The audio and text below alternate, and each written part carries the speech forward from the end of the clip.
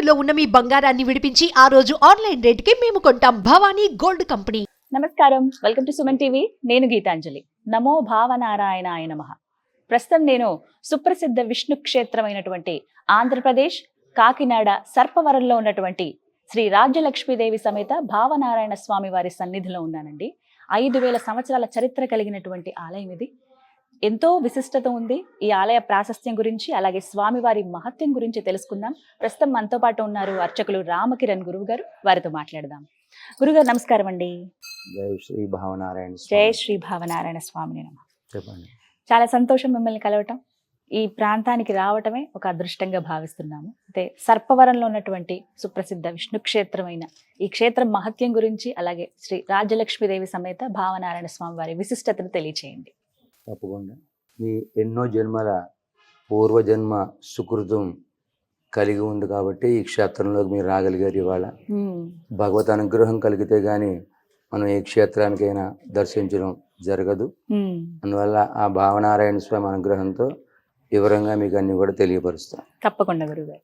అష్టోత్తరశతం లోకే మమ క్షేత్రాని నారద తేషాం సర్పపురి క్షేత్రే యవమాత్రాధికం ఫలం భావనారాయణ శ్రీమాన్ ఆరూఢపతగేశ్వర ఆవిర్భువనే నారదాయ మహాత్మని. శ్రీభావనారాయణ మహాపురుషాయ మహాత్మనే భావసంకల్ప ప్రదాత గరుడవాహనాయ నమో నమః అని శ్రీ సర్పవరం శ్రీ భావనారాయణ స్వామి వారి క్షేత్ర మహాత్మ్యం ఏం చెప్పాము ఇప్పుడు? అష్టోత్తర శతం లోకే మమ క్షేత్రాని నారద. అష్టోత్తర శతం 108. అష్టోత్తర శతం అంటే 108 నారాయణ క్షేత్రాలని దర్శనం చేసుకుంటే ఎంతటి ఫలితం వస్తుందో. యవమాత్రాధికం ఫలం. యవ అంటే ఆవగింజంత అధికమైన ఫలితం వస్తుంది ఈ ఒక్క భావనారాయణ స్వామి క్షేత్రంలో వేంచేసి ఉన్న భావనారాయణ స్వామి వారిని దర్శించుకుంటే అని క్షేత్ర మహత్యం తెలియపరుస్తోంది. అంటే 108 క్షేత్రాలు దర్శనం చేసుకున్న దర్శనాఫలం కన్నా అధికమైన ఫలితం వస్తోంది ఈ సర్పవరం భావనారాయణ స్వామి వారి క్షేత్రం. ఎందుకని అంతటి ఫలితం వస్తోంది క్షేత్రంలో? ఏంటి విశిష్టత ఈ క్షేత్రానికి అంటే, సాక్షాత్తు నారద మహామునియే ఈ క్షేత్రంలో తపస్సు చేశారు. తపస్సు చేస్తే కొన్ని వేల సంవత్సరం తరువాత ఆ తపస్సును మెచ్చుకొని మహావిష్ణువు గరుడ వాహనం మీద కూర్చుని దర్శనమిస్తారు. ఏ క్షేత్రంలో అయినా సరే ఉత్సవమూర్తుల్ని గరుడ వాహనం మీద వేయించేపు చేసి దర్శనం చేసుకుంటారు. ఎందువల్ల? గరుడ వాహనం మీద కూర్చుని ఉన్న మహావిష్ణువుని దర్శనం చేసుకుంటే ఈ తనువు సుఖంగా వైభవంగా అనుభవించిన తదనంతరం మోక్షము విష్ణు సాయుధ్యాన్ని పొందుతారు అని పద్మపురాణంలో ఉంటుంది. అందువలన అంతటి విశిష్టమైన దర్శనం ఏదయ్యా అంటే గరుడ వాహన సేవ. గరుడ వాహనం మీద కూర్చుని ఉన్న మహావిష్ణువుని దర్శించుకుంటారు. అయితే ఇలా ఉత్సవమూర్తులు కాకుండా ధ్రువమూర్తులు అంటే శిలామూర్తియే ఇక్కడ గరుడ వాహనం మీద వేయించేసి ఉంటారు. అది విశిష్టత. అంతటి విశిష్టమైన దర్శనం ఈ క్షేత్రంలో మనందరికీ లభ్యమవుతోంది. ఎవరి వల్ల? నారద మహాముని వల్ల. నారద మహాముని వారు తపస్సు చేస్తే అలాంటి దర్శనాన్ని ఇచ్చారు స్వామి ఇక్కడ. ఆ దర్శనంలో లక్ష్మీ సమేతగా కాకుండా విశేషంగా గరుడ వాహనం మీద ఉన్నారు స్వామి. మనం ఈ స్వామికి ఉత్సవం చేయాలంటే పక్కన లక్ష్మీదేవి ఉండాలి. లక్ష్మీదేవి లేకుండా ఉత్సవం చేస్తే కుదరదు. అందువల్ల మళ్ళీ రాజ్యలక్ష్మి అమ్మవారిని ధ్యానం చేసుకుని నారద మహాముని ఆ స్వయంభూకి ఎదురుగుండగా రాజ్యలక్ష్మి సమేత భావనారాయణ స్వామిని సాక్షాత్తు నారద మహాముని యొక్క చేతుల మీదుగా ప్రతిష్ఠించారు. మొట్టమొదటిది స్వయంభూ, స్వయంగా ఉద్భవించింది. రెండవది నారద మహాముని వారి చేతుల మీద ప్రతిష్ఠ గావించబడింది. దాన్ని ఆరుషము అంటారు. ఋషి యొక్క ప్రతిష్ఠ, ఋషి ప్రోక్తం. ఈ రెండు వెలిసిన తర్వాత ఈ క్షేత్ర మహాత్యాన్ని తెలుసుకుని ఆదిశేషుడు అంశ అయిన అనంతుడు అనే ఒక సర్పం వచ్చి ఈ భావనారాయణ స్వామిని శరణు వేడుకుంటారు. ఈ భావనారాయణ స్వామిగా వెలిసిన తర్వాత మొట్టమొదటిసారిగా ఆ సర్పానికి వరం ఇచ్చారు భావనారాయణ స్వామి. ఈ క్షేత్రంలో మొట్టమొదటిసారిగా సర్పం వరం పొందింది కాబట్టి ఈ ప్రదేశం అంతా కూడా సర్పవరంగా ప్రసిద్ధిగాంచింది. వచ్చింది. ఆహా. ఆ కృతజ్ఞతతో అనంతుడనే సర్పము ఈ క్షేత్రంలో మరల తాను ఇక్కడ వరం పొందిన స్మృతి కొరకు ఒక భావనారాయణ స్వామిని ప్రతిష్ఠ చేసి వెళ్ళారు. అది ఆ మూల భావనారాయణ స్వామి మూడవది అనమాట. ఇలా అని ఎవరు చెప్పారు అంటే పురాణం చెప్తోంది. దాన్ని పురాణ వ్యక్తము అంటారు. మొట్టమొదటిది స్వయం వ్యక్తము, రెండవది ఆరుషము, మూడవది పురాణ వ్యక్తము. మూడు విధాలుగా ఈ క్షేత్రంలో స్వామివారు ఏం చేసి ఉంటారు. ఇలా ప్రపంచంలో ఎక్కడ కూడా ఉండరు. ఏ క్షేత్రంలో అయినా స్వయంభూగా గాని అంటే ఆయన అంతటా ఆయన వెలిసారు తిరుమల. తర్వాత ఎక్కడైనా ఋషి ప్రోక్తంగా ద్వారకా తిరుమల ఋషి ప్రతిష్ఠించారండి. లేకపోతే మానుషము మహాత్ములు ప్రతిష్ఠ చేయుట, లేకపోతే పురాణంలో తెలియపరిచి ఉండుట పలానా చోట స్వామివారు ఉన్నారు అని. అలా ఏదో ఒక విధంగానే ఉంటాయి ఒక్కొక్క క్షేత్రంలో. కానీ ఈ సర్పవరం భావనారాయణ స్వామి వారి క్షేత్రంలో స్వయంభూగా, ఆరుషముగా, పురాణ వ్యక్తంగా మూడు విధాలుగా స్వామి ఇక్కడ ఏం చేసి ఉన్నారు. ఇది ఒక విశిష్టమైన విశిష్టత. గురుగారు, ఎన్ని సంవత్సరాల చరిత్ర అండి ఆలయానికి సంబంధించి? ఈ ఆలయం 2000 సంవత్సరాల నుంచి ఆలయం కట్టడం నిర్మితం ఉన్నట్లు మనకి చరిత్ర వల్ల తెలియపరుస్తోంది. అంటే 4వ శతాబ్దానికే ఆలయం యొక్క నిర్మించబడి ఉండి అప్పటి నుంచి కొంచెం కొంచెంగా దాన్ని వృద్ధిపరుచుకుంటూ వచ్చినట్లుగా శిలాశాసనాలు రెడ్డి రాజులు, పాండ్యరాజులు, చోళులు, విష్ణువర్ధన మహారాజు ఇలా అనేక మంది రాజులు పరిపాలన చేసినట్లే ఉంది, కానీ ఎవరు నిర్మించినట్లు లేదనమాట.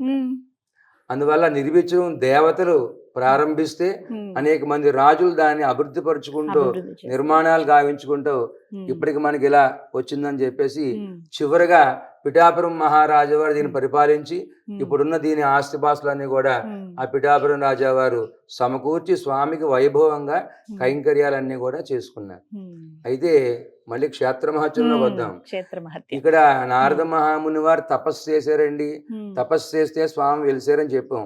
అసలు నారద మహాముని ఇక్కడ ఎందుకు తపస్సు చేశారు అంటే అది పురాణంలోకి వెళ్ళాలన్నమాట.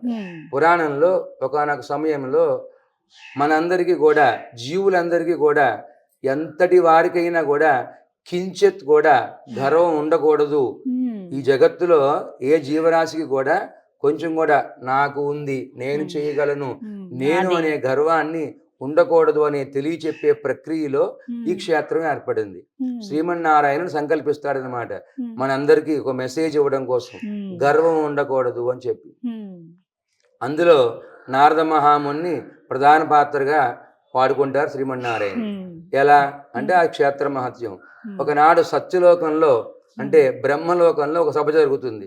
ఆ సభలో బ్రహ్మ సభని ఆధిపత్యాన్ని వహిస్తూ ఉంటారు. మహర్షులు, నారదుడు, తుంబుదురు అందరూ కూడా ఆ సభలో ఏం చేసి ఉంటారు, విష్ణు మాయను కీర్తిస్తూ ఉంటారు బ్రహ్మగారు. ఈ చరాచర జగత్తంతా కూడా విష్ణు మాయలో మునిగి తేలియాడుతోంది, చాలా గొప్పది, దాన్ని ఎరుంగుట కష్టము అని చెప్పి అందరూ కూడా కొనియాడుతూ ఉంటారు. అప్పుడు నారద మహాముని ఒక చిన్న గర్వోక్తిని ప్రకటిస్తారు. ఏమని? అయ్యా, నేను మటుకు విష్ణుమాయను అధిగమించగలను అని చెప్తారు. ఎందువల్ల యా నారద అని అప్పుడు అడుగుతారు నారద మహర్షిని. అంటే ఆయన చెప్తారు, సర్వకాల సర్వావస్థల యందు కూడా నేను హరినామ సంకీర్తన చేస్తూ ఉంటాను. త్రిలోక సంచారిని, 3 లోకములు ఒక్కసారి సంచరించగలడు నారద మహర్షి. త్రిలోక సంచారిని, అస్కలిక బ్రహ్మచారిణి, కాబట్టి విష్ణుమాయని నేను అధిగమించగలను అని చెప్పేసి చిన్న గర్వోక్తిని ప్రకటిస్తారు.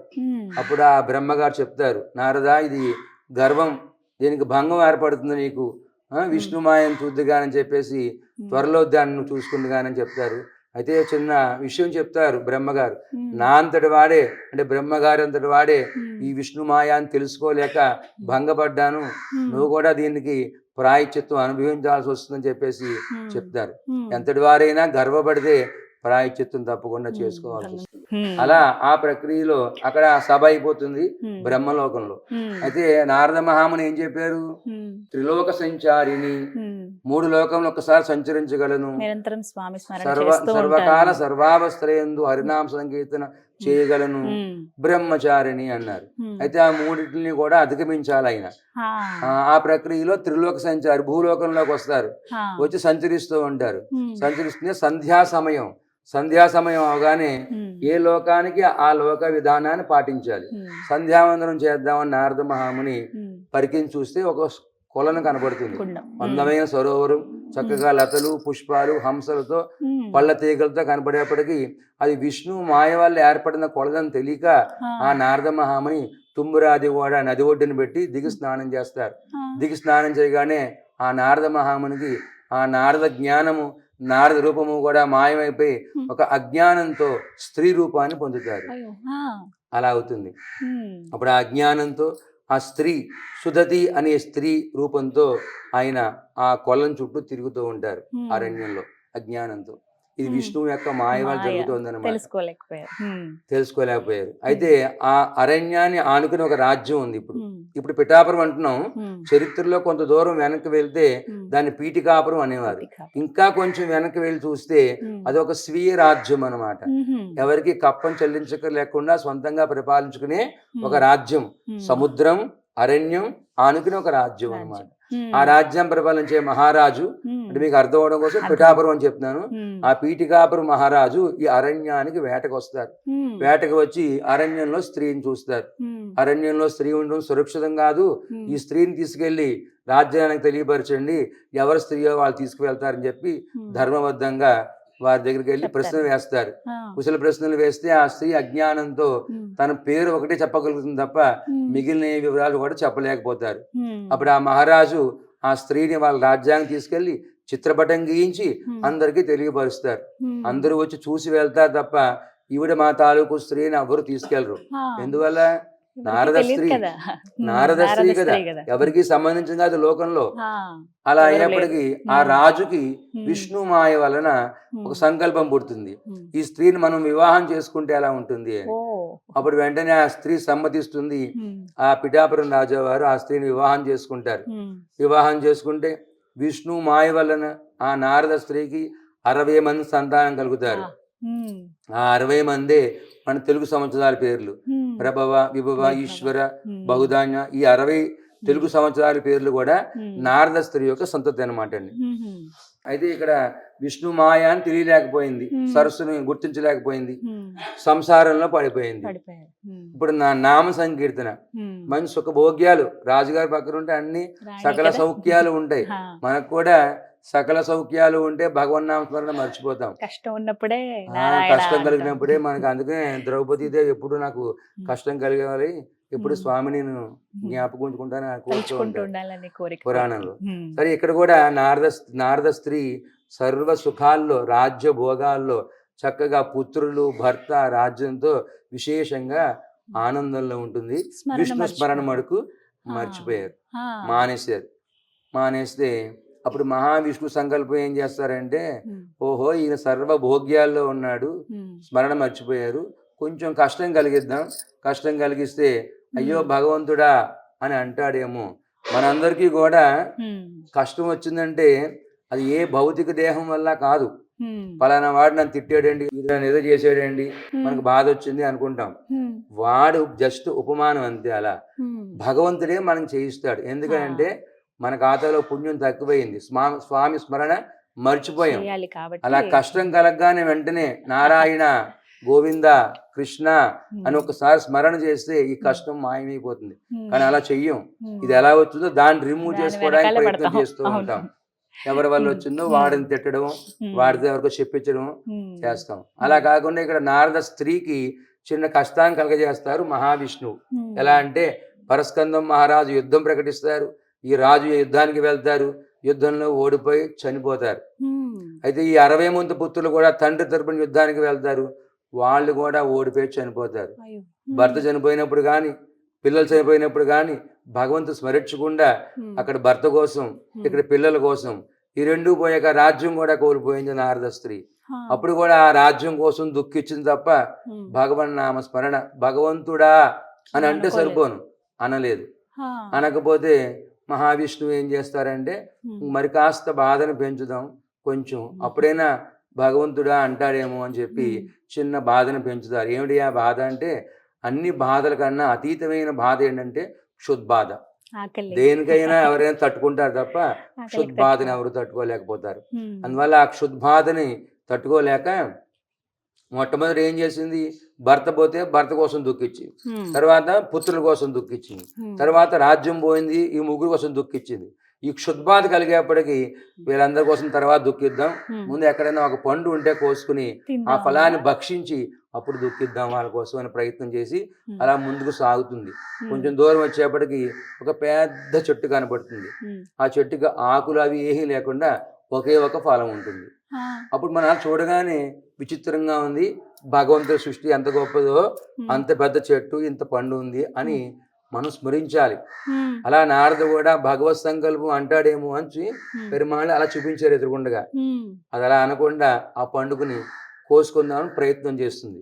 అది కొంచెంలో తుటిలో తప్పబోతుంది, అందకపోతే ఈ పుత్రుల శవాలన్నీ కూడా ఈడ్చుకుంటూ వచ్చి ఒకటి ఒకటి మెట్లుగా వేసుకుని అది అందించుకునే ప్రయత్నం చేస్తుంది. 60 మంది పుత్రుల శవాల్ని మెట్లుగా వేసుకున్న 60 మెట్లు ఎక్కినా కూడా ఆ పండు అంతే దూరంలో ఉంటుంది. అప్పుడైనా విచిత్రంగా ఉంది, ముందు ఇలా అందలేదు, 60 మెట్లు వేసుకున్న తర్వాత అయినా ఇది అందాలి కదా, ఎందుకు అందలేదు నారాయణ అని అంటారేమో అని స్వామి అలా వెనక్కి జరుపుతున్నారు. అలా నారాయణ స్మరణ గాని భగవంతుడి స్మరణ గాని చేయక తాపత్రయంతో మరొక్క ప్రయత్నం చేద్దాం, భర్త శవాన్ని కూడా మెట్టుగా వేసుకుని తొక్కేద్దాం, ఆ పండు కోసుకుందాం అని చెప్పి చితికి దిగజారుతుంది నారద స్త్రీ. దిగజారి ఆ భర్త శవాన్ని మోసుకొస్తూ ఉంటే మహావిష్ణువు దయతలిచి ఎంతటి వారికైనా సరే ఇది విష్ణుమాయ అని గ్రహించడమే తెలియరాదు అని తెలియబడదామని చెప్పేసి ఒక బ్రాహ్మణ వేషంలో ఆ నారద స్త్రీకి ఎదురుబడి ఏంటమ్మా ఇలా పట్టుకెళ్తున్నామంటే ఆ నారద స్త్రీ ఆ భర్త శవాన్ని పక్కన పెట్టి ఆ బ్రాహ్మణోత్తముని యొక్క శ్రీపాదాలని ఆశ్రయించి క్షమించమని, నాకు క్షుద్బాధగా ఉంది, ఆ ఫలము నాకు అందటలేదు, నాకు ఆ పండు కావాలని చెప్పేసి దుఃఖపడుతుంది. దుఃఖపడితే నీకు ఈ భవబంధాలకి ఈ క్షుద్బాధకి కారణం విష్ణుమాయ, అది మోక్ష ఫలము, ఆ మోక్ష ఫలం నీకు అందాలంటే విష్ణుమూర్తి అనుగ్రహం అనంతరమే నీకు అది లభ్యం అవుతుంది అని తెలియపరుస్తారు. అయితే స్వామి నన్ను ఇప్పుడు ఏం చేయమంటారని చెప్పేసి బోరుని దుఃఖపడుతుంది. నువ్వు అశుచిగా ఉన్నావు, ఇప్పుడు శుచిగా స్నానం ఆచరించి విష్ణు స్మరణ చేయమంటారు. అయితే శుచిగా స్నానం ఆచరించడానికి కొలను ఎక్కడుందో మీరే సెలవు ఇప్పించమని ఆ నారద స్త్రీ బ్రాహ్మణ రూపంలో ఉన్న ఆ శ్రీమన్నారాయణని వేడుకుంటుంది. ఆశ్రయిస్తే అప్పుడు ఆయన ఒక కొలను సృష్టిస్తారనమాట. సృష్టించి ఈ కొలంలో ఎడమ చేయి పైకెత్తుకుని 3 మార్లు స్నానం చేయి, స్నానం చేస్తే నువ్వు శుచి అవుతావు అని చెప్తారు. సరే, ఆ బ్రాహ్మణోత్తముడు చెప్పిన విధంగానే ఆ నారద స్త్రీ ఆ కొలంలో దిగి ఎడమ చేయి పైకెత్తుకుని 3 మార్లు మునిగింది. 3 మార్లు మునగగానే నారద రూపం ప్రాప్తించిందండి. అందుకనే దాని పేరు ముక్తికా సరస్సు. మోక్షం వచ్చింది. విమోక్షం అంటే ఆ స్త్రీ రూపం నుంచి ఆ భవబంధముల నుంచి మోక్షము కలిగించింది, విమోచనం కలిగించింది మోక్షము. దాన్ని ముక్తికా సరస్సు, ముక్తి కుండము అంటారు. ఇందాక మొట్టమొదటి చెప్పాం కదా, నారద మహం స్నానం చేస్తే స్త్రీ అయిపోయాడు, అది నారద కుండము. ఆ లోపలికి ఉంటుంది 1 కిలోమీటర్ దూరంలో, అక్కడ శివాలయం అది కూడా నిర్మించారు ఇప్పుడు. అది నారద కుండం. మొట్టమొదటి స్నానం చేసింది నారద కుండం, రెండోసారి ఇప్పుడు స్నానం చేసింది ముక్తికా సరస్సు, ముక్తి కుండము. ఆలయానికి ఎదురుగుండా ఉంటుంది. ఆలయానికి ఎదురుగుండగా రాజగోపానికి ఎదురుగుండగా ఉన్నది ముక్తి కుండము. ఈ ముక్తి కుండంలో ఎడం చేయి పైకెత్తుకుని 3 మార్లు స్నానం చేసేప్పటికి నారద రూపం వచ్చింది. కానీ ఈ ఎడం చేయి పైకెత్తుకుంది కదా, అందువల్ల ఆ ఎడమ భాగం మటుకు స్త్రీ రూపంలో ఉండిపోయిందండి. ఎందుకలా చెప్పారు స్వామి? స్మృతి కొరకు అన్నమాట. సంపూర్ణంగా ములిగేస్తే నారద రూపం వచ్చేస్తే నారాయణ అంటే వెళ్ళిపోతాడు. ఆయన మనందరికి ఒక మెసేజ్ ఇవ్వరు, ఈ స్మృతి కలగదనమాట. అందుకని స్మృతి కొరకు స్వామి అలా చెప్పారు. అప్పుడు ఈ నారద జ్ఞానం కలిగింది, నారద రూపం వచ్చింది. నాకు ఈ స్త్రీ రూపం ఎందుకు ఉంది, ఈ ఎడమ చేతి గాజులు ఎందుకు ఉన్నాయని చెప్పి ఆయన ఒకసారి పరికించి ఆలోచించుకుంటే సత్యలోకంలో ఆయన ప్రగల్భం పలికిన గర్భోక్తి, తర్వాత భూలోకంలోకి వచ్చినప్పుడు జరిగిన ఈ విధానం అంతా కూడా గుర్తు తెచ్చుకుని పశ్చాత్తాపంతో ఆ ముక్తికా సరస్సు పక్కన కూర్చుని 10,000 సంవత్సరములు తపస్సు చేస్తే మహావిష్ణువు దర్శనమిచ్చారు. అది ఇందాక చెప్పింది, నారద మహాముని తపస్సు చేస్తే స్వామి వెలిసేరండి అని చెప్పాను చూసారా. అది కూడా ఎట్లాగా, నారద మహాముని వారు తపస్సు చేస్తూ ఉన్నప్పుడు ఆ నారద మహాముని యొక్క భావంలో, ఆయన భావంలో ఏ రూపమైతే ఉందో ఆ భావ రూపంగా స్వామి సాక్షాత్కరించారు. గరుడారూఢుడై భావ కనిపించారు. రూపంగా దర్శనమిచ్చిన నారాయణుడు కనుక భావనారాయణ స్వామిగాను, ఉమ్, భావ మాలిన్యాన్ని తొలగించిన నారాయణుడు కనుక ఉమ్, భావనారాయణ స్వామిగాను, భావ రూపంగా దర్శనమిచ్చిన నారాయణుడు కనుక భావనారాయణ స్వామిగాను స్వామి ఇక్కడ ఖ్యాతిని గాంచారు. అయితే నా స్వామి గరుడ వాహనం మీద కూర్చుని దర్శనమిస్తారు. దర్శనమిచ్చి నారద మహర్షి వరం కోరుకోండి అని చెప్తారు. ఉమ్, అయితే నారద మహాముని ఆయన తప్పుని క్షమించమంటారు. ఉమ్, వరం ఏమవుతుంది స్వామి, నాకు ఇలా స్త్రీ రూపం ఉండిపోయింది, దీన్ని విమోచన కలిగించండి, సంపూర్ణంగా నా రూపాన్ని నాకు కలిగించండి, నన్ను క్షమించండి అని చెప్పి ఆయన శరణు వేడతారు. ఉమ్, అది క్షమించేనులే, జరిగిపోయింది, అయిపోయింది, క్షమించాను కాబట్టి నీకు ఈ రూపం వచ్చింది, నేను దర్శనమయ్యాను, ఉమ్, నీకు ఏదైనా ఒక కోరిక కోరుకో అంటారు. ఉమ్, అంటే నారద మహాముని వారు ఏం చేసినా కూడా జగత్ కళ్యాణం కొరకే. ఉమ్, ఆయన అబద్ధమాడినా, వాళ్ళకి గొడవ పెట్టినా ఏం లోక జరిగినా. కళ్యాణం కొరకే చేస్తారు. ఉమ్, ఆయన ఏం చేసినా అది లోక కళ్యాణం జరగాలి. ఇక్కడ తపస్సు చేశారు. ఈ తపస్సు చేశారు కాబట్టి ఈ తపస్సు కూడా లోక ఉద్ధరణ కొరకు, లోక కళ్యాణం కొరకు నాకు ఏ రూపంగా అయితే దర్శనమిచ్చారో అదే మూర్తిని శిలామూర్తిగా మీరు ఇక్కడ ఉండిపోండి. వచ్చేది కలియుగం కాబట్టి కలియుగంలో జనమందరూ కూడా దర్శనం చేసుకుని ముక్తి పొందే విధంగా, మోక్షాన్ని పొందే విధంగా అర్చామూర్తిగా మీరు ఇక్కడ ఉండిపోండి అని చెప్పేసి నారద మహాముని కోరుకుంటారు. నారద మహాముని కోరిక మేరకు స్వామి అక్కడ స్వయంభుగా ఉండిపోయారు. ఏ మన కోరిక మేరకు స్వామి ఇలా ఉండిపోయారు, మరి స్వామికి ఏదైనా ఉత్సవం చేయాలని లక్ష్మీదేవి ఉండాలి కదా అని రాజ్యలక్ష్మి అమ్మవారిని ధ్యానం చేసుకుని రాజ్యలక్ష్మి సమేత భావనారాయణ స్వామి ప్రతిష్ఠ చేసి అర్చనాదులు గావించుకుని వెళ్ళారు. ఆ తర్వాత కొంతకాలానికి ఈ క్షేత్రానికి అనంతరం సర్పం వచ్చి భావనారాయణ స్వామి దగ్గర శరణు వేడి స్వామి దగ్గర వరం పొంది మూల భావనారాయణ స్వామిని ప్రతిష్ఠ గావించారు. ఆ తర్వాత కొంతకాలానికి ఈ అరణ్య దారి వెంట ఇలా ప్రయాణం వెళ్తున్నారు. ఎవరు? వ్యాస మహర్షి దక్షిణ కాశీ ప్రయాణంలో, దక్షిణ కాశీ అంటే ద్రాక్షారం, ఈ దక్షిణ కాశీ ప్రయాణంలో వెళ్తూ ఈ అరణ్య మార్గంలో ఈ ముగ్గురు మూర్తులను చూసి ఆయన పరవశించి చాలా విశేషంగా ఆనందపడి వ్యాసుల వారు ఈ స్వయంభూని, నారద ప్రతిష్టని, మూల భావనారాయణ స్వామి అర్చనాదులు గావించి కొన్ని రోజులు ఇక్కడ ఉండి వ్రతం ఆచరించి ఆ తరువాత ఆయన వెళ్తూ ఈశాన్య భాగంలో శ్రీలక్ష్మి అమ్మవారిని ప్రతిష్ఠ చేసి వెళ్ళారు. అది వ్యాస ప్రతిష్ఠ. ఇందాక క్షేత్ర మహత్యంలో చెప్పాను మీకు. నారద మహామునికి ఒక పండు ఉందండి, అందలేదు, ఒక పెద్ద చెట్టు కనబడింది. ఆ పండు పిఠాపురం నుంచి కొంచెం ఎదరికి వచ్చేప్పటికి పండూరు అనే ఒక ఊరు ఉంది. ఇప్పుడు ఆ పండు ప్రాశస్యం గల ప్రదేశమే పండూరు అయింది అనమాట. అక్కడి నుంచి కొన్ని అడుగులు ముందుకు తీసుకొచ్చి ఒక కొలను సృష్టించి ఇందులో స్నానం చేయి అని చెప్తాడు ఆ మహావిష్ణువు బ్రాహ్మణ రూపంలో.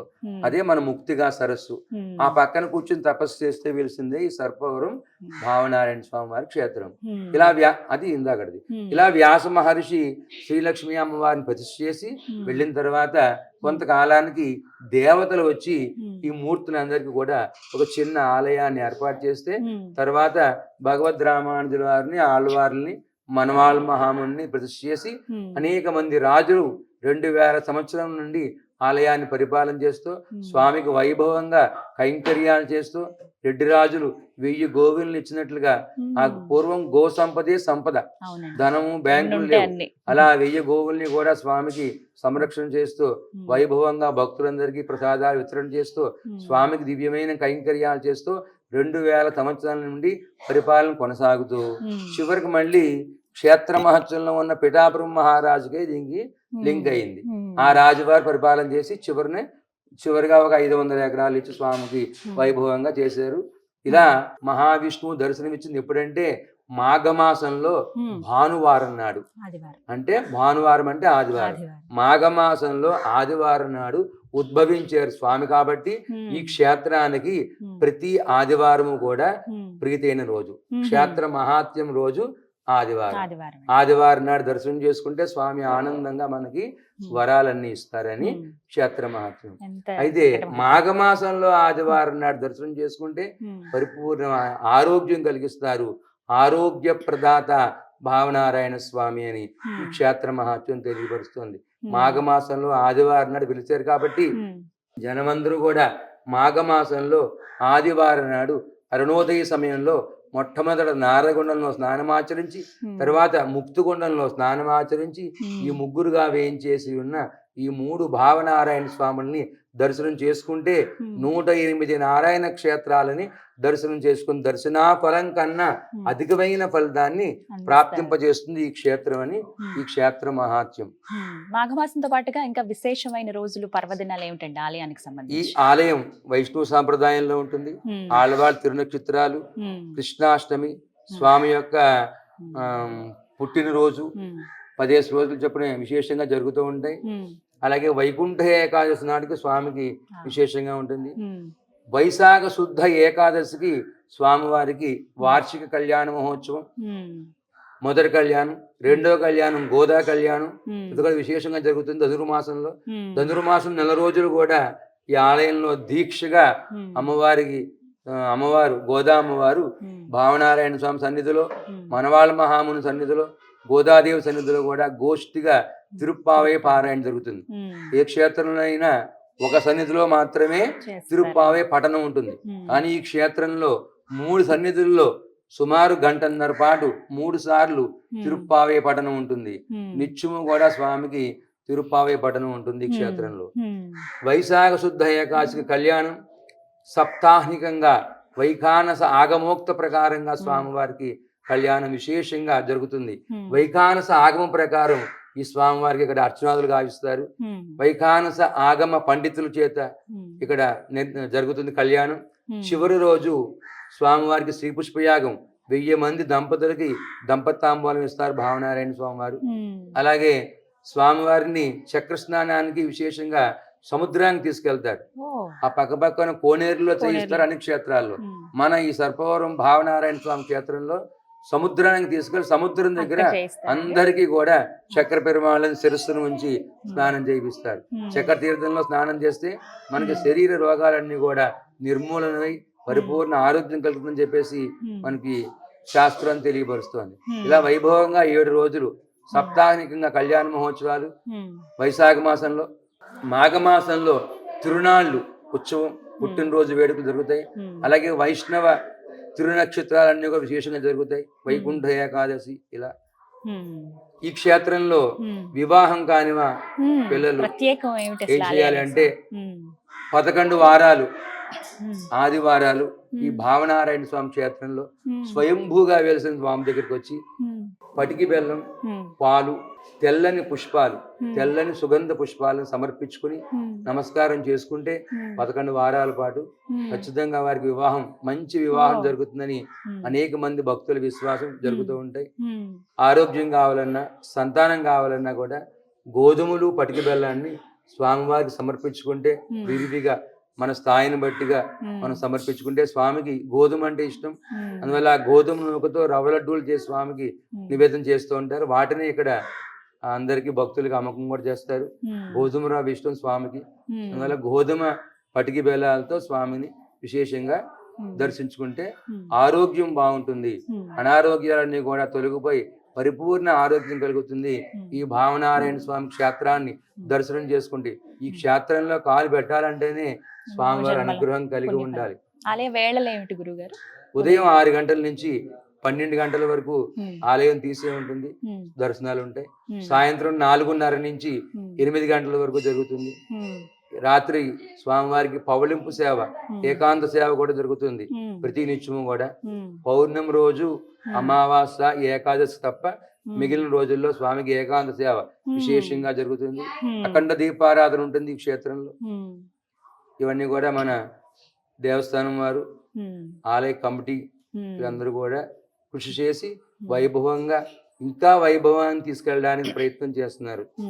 వైష్ణవ క్షేత్రాలు ప్రత్యేకించి స్వామివారికి నైవేద్యాలు చాలా విశేషంగా ఉంటాయి కదండి. ఇక్కడ స్వామివారి నైవేద్యాలు ఏమిటి? స్వామికి ఏమి ఇష్టం అసలు భావనారాయణ స్వామి వారికి? భావనారాయణ స్వామి వారు చెప్పాను ఇందాక, రవ్వ లడ్డుకం అంటే స్వామికి ఇష్టం. రవ్వ లడ్డుకం చేస్తారు. చక్కెర పొంగలి అమ్మవారికి, పులిహార స్వామివారికి. అయితే వైష్ణవ క్షేత్రంలో రోజు ఉదయం కట్టు పొంగలి, నెయ్యి వేసిన కట్టు పొంగలి బాలభోగంగాను, పులిహోర మధ్యాహ్న నివేదనగాను, సాయంత్రం సుండలు, పెడతారు. ఇంకా ఇప్పుడు విశేషంగా చేస్తే అప్పాలు కూడా పెట్టాలి. తర్వాత కాలంలో వస్తాయి ఇంకాను. అన్ని ఇప్పుడు ఆయన రాజుల చేయించుకుంటారు. అప్పాలు కూడా స్వామికి విశేషంగా ఇష్టం. ఈ స్వామికి ఏకాంత సేవ రామచంద్రమూర్తికి జరుగుతుంది. అందుకని సాయంత్రం పూట అప్పాలు శనగలు పెట్టాలి. ప్రస్తుతం అప్పాలు లేదు. మీరు ఏది ప్రీతి అంటే చెప్తున్నాను అనమాట. చక్కెర పొంగలి, పులిహార, కట్టు పొంగలి, ఇది విశేషం. అసలు స్వామిని ఏమని వేడుకోవాలి? రాగానే లోపలికి అడుగు పెట్టడమే ఇది ఎన్నో జన్మల పుణ్యఫలం ఈ ఆలయంలో. అలాగే రావటం ముందుగా స్వామి అందుకనే ఇక్కడ ఏర్పాటు చేసాం. మీరు రాగానే ధ్వజస్తంభానికి ముందుగా స్వామివారి శ్రీపాదాలని ఏర్పాటు చేసాం. ఆ శ్రీపాదాల మీద చేయి పెట్టుకుని ఆ కిందనే ఉంటుంది శ్రీమన్నారాయణ చరణౌ శరణం ప్రపజ్యే శ్రీమతే నారాయణాయ నమః అని చెప్పి. అంటే ఓ నారాయణ, నీ పాదాలే నాకు శరణం, నీవే నాకు దిక్కు, నీవే నన్ను రక్షించాలి అని చెప్పేసి ఆ ద్వైమంత్రాన్ని అనుసంధానం చేసుకుని అక్కడ మొట్టమొదట ధ్వజస్తంభం దగ్గర ఆ పాదాల దగ్గర మీ శిరస్సును పెట్టి, అంటే మన శిరస్సునే ఉంటాయి మన కర్మలన్నీ, ఆ పాదాలు తగలగానే కర్మ పరిపక్వం అవుతుందని అక్కడ ఉంచుకుని లోపలికి ప్రవేశించాలి. ఆయన శరణు వేడుకోవాలి అంతే తప్ప కోరికలు ఏం కోరుకోకూడదు. మనకి ఏం కావాలో దాన్ని పరికించి ఇస్తారు భగవంతుడు. చాయిస్ ఆయనకి ఇస్తే మనం ఫలానాది కావాలి అని కోరుకుంటే ఆ కోరిక ఒకటి తీర్చి తర్వాత నీ ఇష్టం అని చెప్తారు అన్నమాట. ముందుగా మూలమూర్తిని దర్శనం చేసుకోవాలి కదండి. ముందుగా మూలమూర్తిని కాకుండా ఏ ఆలయానికి వెళ్ళినా కూడా మొట్టమొదట ప్రాకారంలో ఉన్న ప్రాకార దేవత అందరినీ దర్శనం చేసుకుని అప్పుడు మెయిన్ టెంపుల్ లోకి ప్రవేశించాలి. మొట్టమొదటి ఇక్కడ రామానుజ వారి సన్నిధి, ఆళ్వార్లు ఉన్నాయి, వారిని దర్శనం చేసుకుని ఆ తర్వాత మూల భావనారాయణ స్వామి సర్పం ప్రతిష్ఠ చేసిన స్వామి, ఆయన దర్శనం చేసుకుంటే మనకు సర్పదోష వేదన ఉన్నా కూడా కొంచెం అది శమిస్తుంది, తగ్గిస్తుంది అని చెప్తారు. ఆయన దర్శనం చేసుకుని మెయిన్ మూలమూర్తి మీరు అన్నారు కదా పాతాళ భావనారాయణ స్వామి సేవించుకుని తర్వాత మనవాళ్ళ మహాముని సేవించుకుని ఆండాలమ్మ గారు లక్ష్మీదేవిని దర్శించుకుని అమ్మగారి రికమెండేషన్ తో మెయిన్ టెంపుల్ లో ప్రవేశించాలి. రాజ్యలక్ష్మి సమేత భావనారాయణ స్వామి, ఉత్సవమూర్తి శ్రీ భూ నీలా సమేత భావనారాయణ స్వామి. ఉత్సవమూర్తి శ్రీ భూ అంటారు చాలా చోట్ల, అంటే స్వామివారికి ఇద్దరు భార్యలా అండి అని అనేస్తూ ఉంటారు ఊరికనే చమత్కారంగా. ఇద్దరు భార్యలంటే ఒకటే ఆయన శ్రీదేవి ఒకటే ఆయన భార్య, భూదేవి అంటే ఎవరండి? మనం అందరం అండి. ఈ జగత్తు భూమండలం అంతటికి ఒక రూపాన్ని తయారు చేస్తే అది భూదేవి. ఈ సకల జీవరాశులు ఆ భూదేవిలో ఉంటాయి. ఆ భూదేవి కంకణం కడితే మనందరికి కంకణం కట్టినట్లే, ఆ భూదేవి మీద ఆయన స్వామి తరందాలు పోస్తే మనందరి మీద పోసినట్లే. అలా భూదేవి అంటే జగత్ అంతా కలిపి ఆ జగత్తుని వారి భార్యని పక్కనే ఉంచుకుంటారు ఆయన. శ్రీ భూ సమేత నీలాదేవి కూడా ఉంటుంది ఈ క్షేత్రంలో. నీలాదేవి అంటే ఈ భాగవతోత్తములందరికీ నాయకురాలు ఆవిడ. స్వామిని గట్టిగా గద్దించి మా భక్తులందరికీ అన్ని ఇప్పించండి అని చెప్పి కోరికని ఒక లీడర్ అనమాట. ఆ నీలాదేవి సమేతగా ఈ స్వామి క్షేత్రంలో ఏం చేస్తూ ఉంటారు. ఏమని స్మరించాలి? 11 ప్రదక్షిణాలు చేసి ద్వాదశ ప్రదక్షిణాలు ఏకాదశి నాడు 12 ప్రదక్షిణాలు చేసి ఈ గోధుమలు పటికి బెల్లం సమర్పించుకుంటే చాలా విశేషమైన ఫలితం వస్తుంది. నమో శ్రీ భావనారాయణాయ. ఓం అన్నది అన్ని సందర్భాల్లోని అందరూ ఉచ్చరించకూడదు. ఎవరో ఉచ్చరిస్తున్నారంటే నాకు తెలియదు, కానీ ఓం అని శుచి శుభ్రత మడి ఉంటే గాని చేయకూడదు. అందువల్ల నమో శ్రీ భావనారాయణాయ, నమో శ్రీ భావనారాయణాయ అని త్రికరణ శుద్ధిగా ఈ క్షేత్రంలో ఒక్క మార అంటే 108 సార్లు అన్న ఫలితం వస్తుంది. క్షేత్ర వైభవం అటువంటిది. 108 క్షేత్రాలు దర్శనం చేసుకున్న ఫలం కన్నా అధికంగా ఫలం ఎలా వస్తుందో నామస్మరణ కూడా ఒక మారు చేస్తే 108 మార్లు ఫలితాన్ని నువ్వు పొందుతావు అని చెప్పి ఈ క్షేత్ర మహత్యం తెలియవరుస్తుంది. అదే ఇందాక మన క్షేత్ర మహత్యం చెప్పాం. నారద మహాముని ఎడం చేయి తడవకపోవడం వల్ల స్త్రీ రూపం గాజు ఉండిపోయాయి అని చెప్పి. అలాగే మనం ఏ క్షేత్రంలోకి వెళ్ళినా ఏ పుణ్యతీర్థాలకు వెళ్ళినా పొడిపట్లు లేకుండా సంపూర్ణంగా మునగాలి. మన శరీరం భాగము ఏ భాగం అయితే ఆ పవిత్రమైన గంగా జలంలో తడవలేదో ఆ భాగము దాని పూర్వజన్మ కర్మను అనుభవిస్తుంది అని చెప్పడానికి ఈ తార్కాణం అన్నమాట. నారద మహాముని యొక్క ఎడమ చెయ్య ఈ ముక్తగొండలు తడవలేదు, స్త్రీ రూపం ఉండిపోయింది.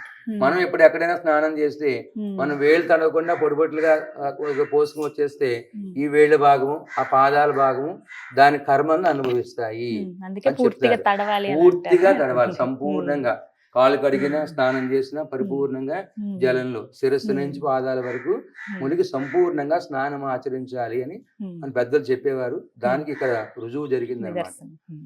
చాలా చక్కగా వివరించారు గురువు గారు. ఇంతటి విశేషం ఉందా అంటే చాలా మందికి తెలియలేదు, ఇంకా చాలా మందికి తెలియాలి. ఎక్కడెక్కడి నుంచి వస్తారండి భక్తులు? అనేక చోట్ల నుంచి వస్తారు. మాఘమాసంలో కొన్ని వేల మంది స్వామిని దర్శించుకుంటారు. మన ఊరు, మన జిల్లా, మన రాష్ట్రం కాకుండా ఇప్పుడు మహారాష్ట్ర నుంచి కూడా అనేక మంది భక్తులు వస్తున్నారు తెలుసుకొని. ఈ పిఠాపురం ఈ క్షేత్రానికి లింక్ అయింది పూర్వం నుంచి కూడా. అలాగే ఇప్పుడు పిఠాపురంలో దర్శించుకోవడానికి వచ్చిన భక్తులందరూ కూడా మహారాష్ట్ర నుంచి ఇక్కడికి కూడా దర్శనానికి వస్తున్నారు. అనేక వేల మంది అన్ని చోట్ల నుంచి వస్తారు. సంతానం కొరకు పెసలని, మొక్క పెసలని ఇక్కడ సూర్య భగవానికి అర్పించి వాటిని అందరికీ కూడా ముత్తైదువు యొక్క ఒడిలో సమర్పిస్తే వాళ్ళకి సంతానం వెంటనే కలుగుతుందని. మన కళ్యాణ ఉత్సవాల్లో గరుడ పొంగలి అని ఒకటి నివేదన పెడతారు. ఈ గరుడాల వాల్మీకి ఇలా గరుడ పొంగల్ని మనం సమర్పిస్తే ఆ పైనుంచి కిందకు పడిన గరుడ పొంగలి ఎవరి ఒళ్ళో పడితే వాళ్ళు భుజిస్తే ఖచ్చితంగా వాళ్ళకి సంతానం కలిగిస్తుందని అనేక వందల మంది వస్తారు. ఆ కళ్యాణోత్సవాల్లో వైశాఖ శుద్ధ దశమి నాడు జరుగుతుంది ఆ కార్యక్రమం. దానికి విశేషంగా వస్తారు భక్తులు. అనేక చాలా మంది ఇక్కడ స్వామివారిని సేవించుకుంటారు, ఆరోగ్యాన్ని పొందుతారు. ఈ అభివృద్ధి అంతా కూడా భక్తుల వల్లే బాగా జరిగింది. వాళ్ళు అనుకున్న కోరికలు నెరవేరాక అన్ని సమర్పించుకున్న విధానమే. స్వామికి వెండి ఆభరణాలు గాని, స్వామివారి అన్ని కూడా అలాగే. భావనారాయణ స్వామి అంటే భావ నిర్మలతని ఏర్పరుస్తూ మంచి పరిపూర్ణమైన ఆరోగ్యాన్ని కలగజేస్తారని చెప్పేసి క్షేత్ర మహత్యం. చాలా చక్కగా వివరించారు గురుగారు. ధన్యవాదాలండి. రాజ్యలక్ష్మీ సమేతాయ శ్రీభూ నీలా సమేత భావనారాయణాయ అస్తు మంగళం నిత్యమంగళం. నారద ముని సేవ్యాయ రాజ్యలక్ష్మీ ప్రాణనాథాయ భాగవత ప్రియ భావనారాయణాయ అస్తు మంగళం నిత్యమంగళం.